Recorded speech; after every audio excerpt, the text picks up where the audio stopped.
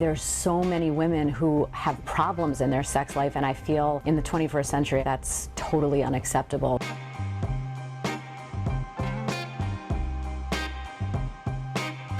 A good sex life is really, really important over your entire life, and it is actually correlated with longevity. There was a study done in which women who felt greater sexual satisfaction in their own lives actually lived several years longer. They had a longer life expectancy than women who were dissatisfied with their sex lives.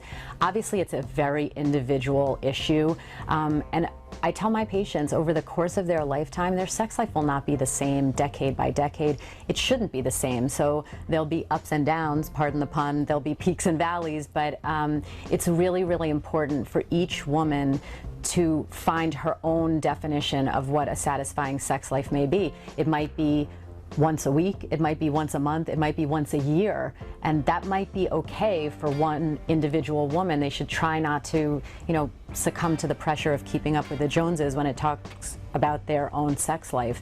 But certainly there's so many women who have problems in their sex life, and I feel are not comfortable asking for help, even talking about it with friends or their doctors or with sex therapists. And in the 21st century, I just feel like that's totally unacceptable. So if you're unsatisfied with your sex life, I think that you owe it to yourself and your partner to do whatever you can to be satisfied with it. And whether that's couples therapy or individual therapy or getting a vibrator or getting a new partner or getting into better shape or fixing whatever the logistic or anatomic or psychological problem there may be is, I think that you'll be much happier, and that will directly impact your overall fitness and therefore your longevity.